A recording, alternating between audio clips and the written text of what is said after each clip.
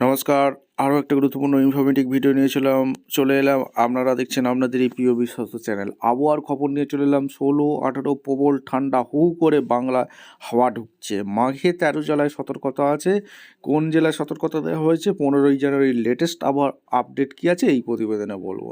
তার আগে আমাদের চ্যানেলে যারা ফার্স্ট টাইম এসছো, ঝটপট চ্যানেলটাকে সাবস্ক্রাইব করে বেল আইকনটা টিপে রাখতে হবে লেটেস্ট নিউ নোটিফিকেশন পাওয়ার জন্য।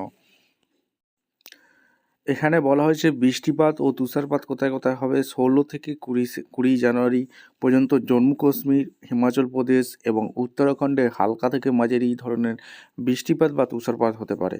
পাঞ্জাব, হরিয়ানা, পশ্চিম উত্তরপ্রদেশ এবং পূর্ব রাজস্থানেও সামান্য বৃষ্টিপাতের সম্ভাবনা রয়েছে।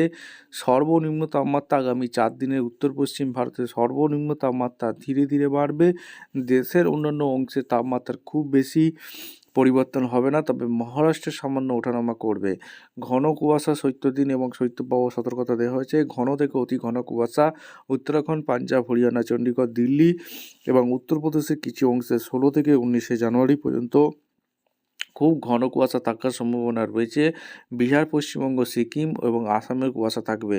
শৈত্যদিন 15ই জানুয়ারি পাঞ্জাব, হরিয়ানা এবং চণ্ডীগড়ের বিচ্ছিন্ন পকেটে শৈত্যদিন পরিস্থিতি লক্ষ্য করা যেতে পারে।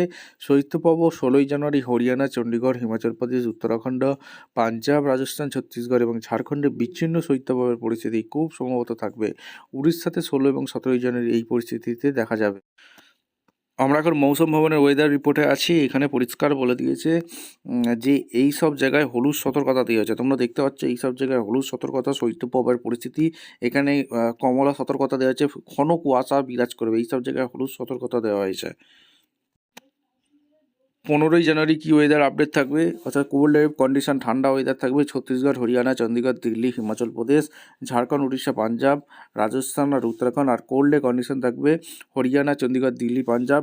ঘন কুয়াশা বিহার, ইস্ট উত্তরপ্রদেশ, হিমাচল প্রদেশ, লাদাখ, এই সব জায়গায় কাশ্মীর, এখানে ওয়েস্ট বেঙ্গলে ঘন কুয়াশা সব জায়গায় দেখা যেতে পারে।